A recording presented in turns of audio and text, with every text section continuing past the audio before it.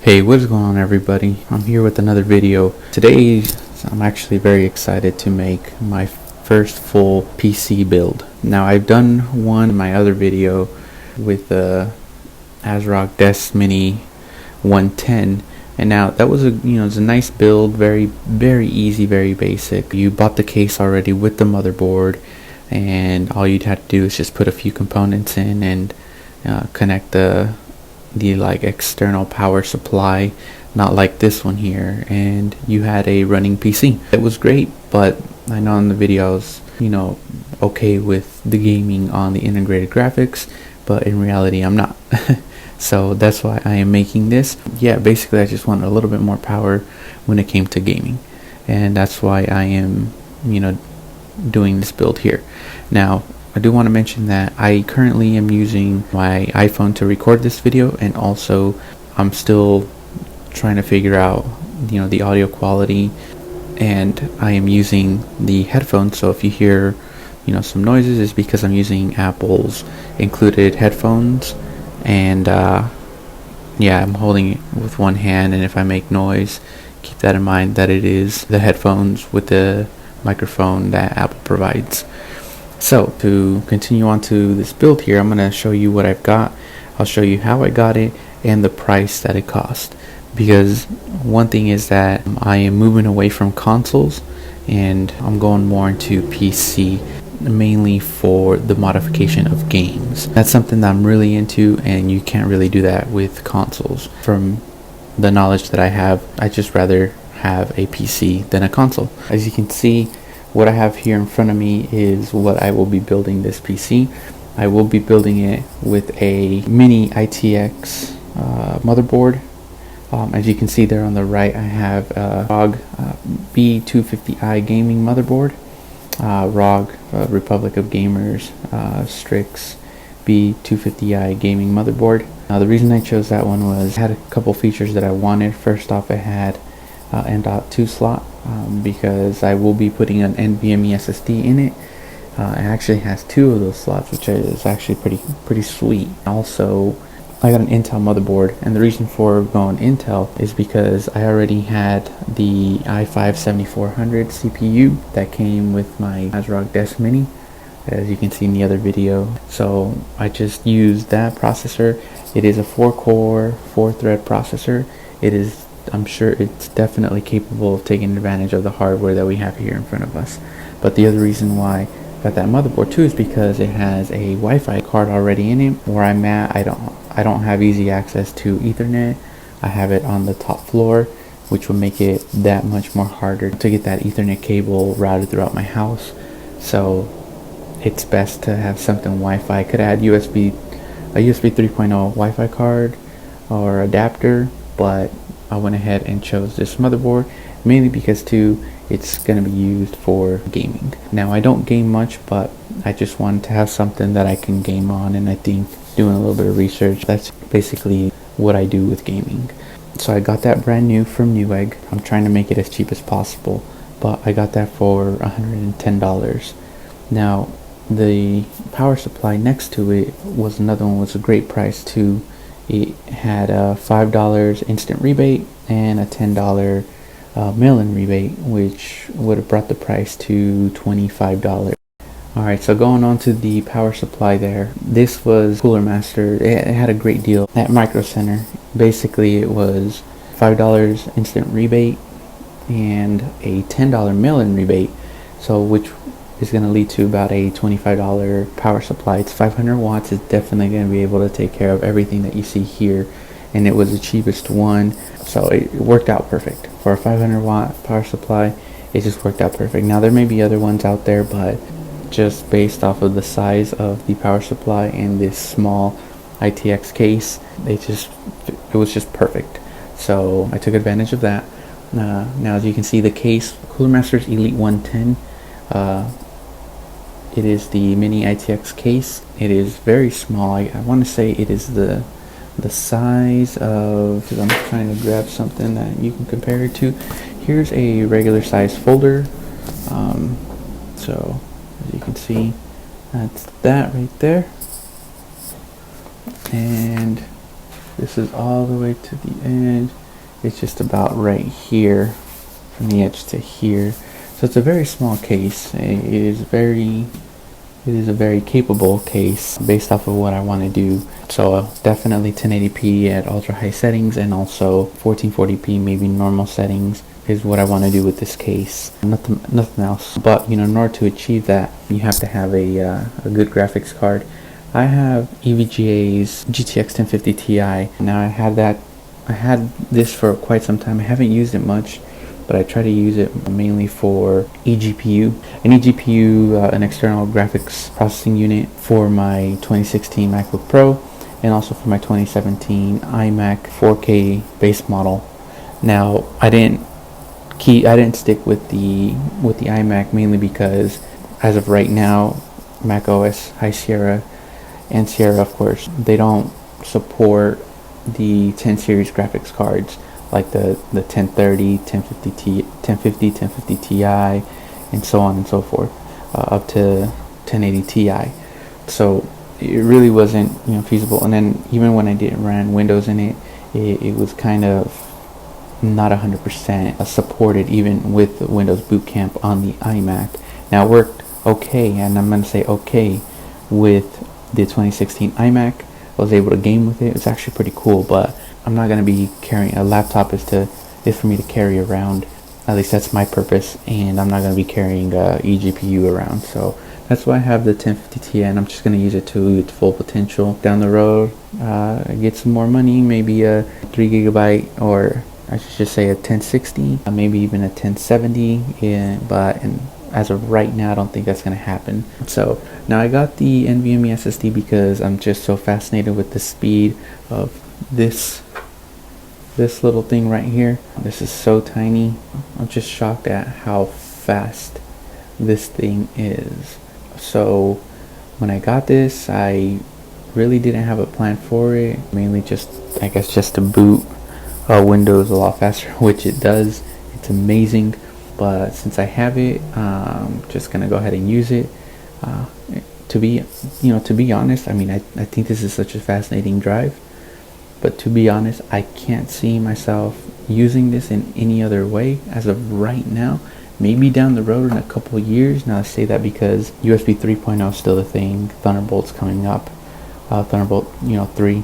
So right now, I would say anything that's just an SSD, such as this right here, is 500 megabytes is going to be the norm, is what people have now, and what you could cheaply buy compared to something like this. This is the future for sure.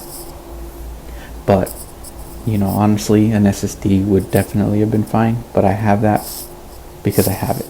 And speaking of the SSD, this is actually an adapter. I have an mSATA SSD, which is about this big, but this is an adapter, which makes it into a SATA SSD. But I have an mSATA in here, which is 128 gigabyte. This does not reduce the speed of the mSATA. It's the same. So I have a 128 gigabyte. This I'm going to use initially. That will be the boot drive, and this will eventually convert into a Hackintosh. So keep an eye out for that video. But for now, I'm going to use that, and of course I have a 1 terabyte mechanical hard drive here, which I'm going to be using to store my games in. So right now it has 2 games in it, so GTA 5 and Hitman. But yeah, this is my gaming drive here. All right, and moving on to the RAM here. I got this again at Micro Center because they had a ton of these. This is the Micron Ballistix DDR4 RAM. Now this is a 4 gigabyte stick and a total of 8 gigabytes. Definitely capable. This is a 2400 megahertz RAM stick, so it is definitely going to be taking care of us during gameplay. So yeah, again, a Micron Ballistix Sport DDR4 RAM. Again, this is a full-size RAM stick, and there's 2 of them, and it has this nice shielding to it, which I think looks really good. Now this right here was $80. It was $85 at the store, but if you got that with a motherboard, it was $5 off. And when I was looking, I am a big shopper of eBay. I use eBay a lot to sell and purchase things.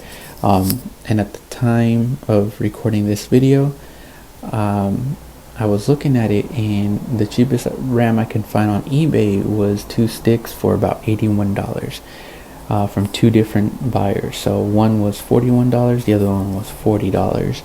This right here was a total of $80, and it's brand new with warranty. And look at just how amazing this looks. So for me, I should say it's I'm taking advantage of the fact that my local area has a micro center.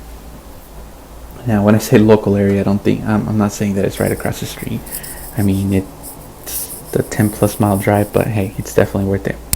And last but not least, the CPU. I think I mentioned it just a little while ago, but I did want to mention that this is the i5 7400. Now I have the 7400 because it came with on my iMac, on my 2017 iMac 4K base model, but I have upgraded that iMac to the i7 7700, and I took the 7400, and I was gonna sell it, but it is definitely a capable processor, so I'm not gonna sell it. I'm gonna use it, and it's definitely gonna be fine. To be honest, if you just want to if you want to play at 60 frames a second, you can use the Pentium G4560 to play any games at 60 frames. Either it be 4K, 1440p, 1080p, 720p. At 60 frames per second, that Pentium is definitely going to be able to take care of you if it's only 60 frames per second.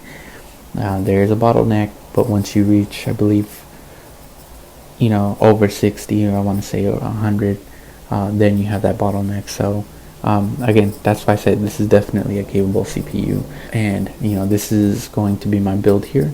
So now let's go ahead, and I'm just gonna start putting this together, and I hope you enjoyed the rest of this video.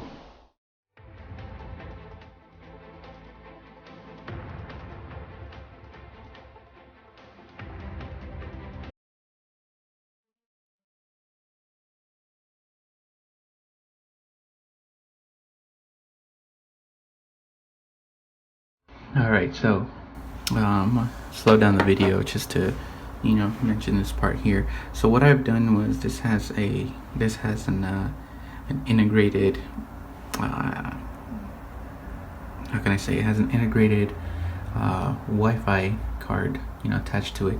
Now it has the metal casing, and when you look at it, you're like, wow, I can't really do anything with it because it's attached to the motherboard.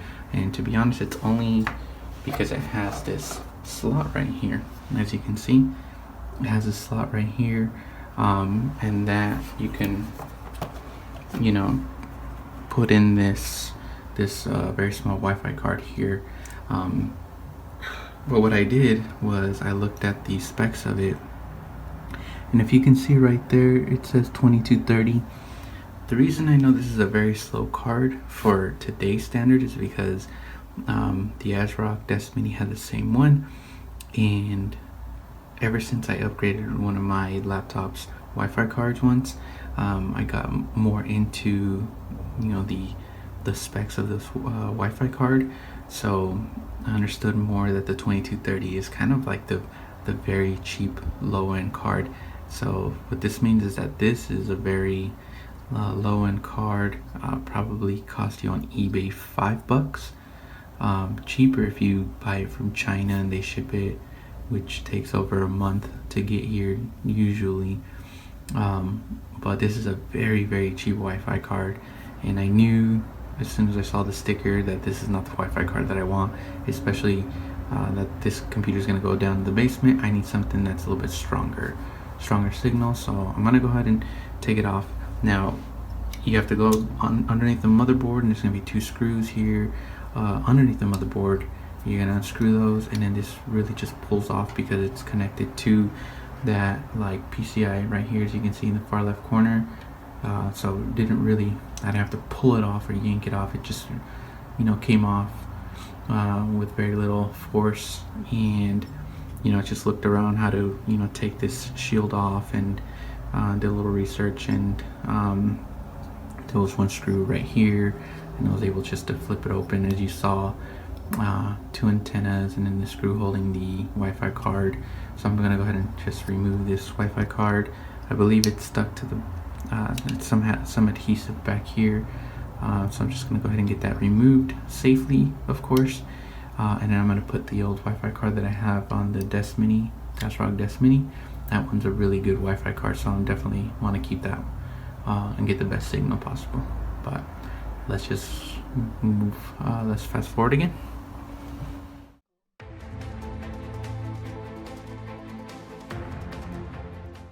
Alright, so I'm going to go ahead and show you. As you can see on the top left corner, the Intel model, the 8265 NGW, this is the best Wi-Fi card that came available. So it definitely was a noticeable difference when it came to the speed. So I'm going to highly recommend that you take a look into that. But yeah, I'm definitely going to be using this, and I'm going to be putting that one on this. And definitely maybe reuse this. I don't know, still deciding if I'm going to sell this or reuse it, but yep, let's go ahead and do that. Alright, I'm going to slow down this video again. I want to mention that if you're going to be doing something like this, make sure you double check the cables. Again, there's no real like which one goes where. As you can see, mine are a little bit tangled, but it doesn't matter as long as they're connected to you know, to the actual Wi-Fi card.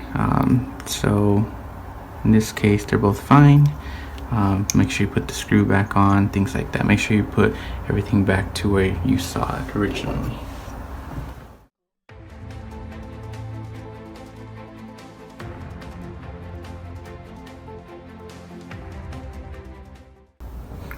Thermal pad.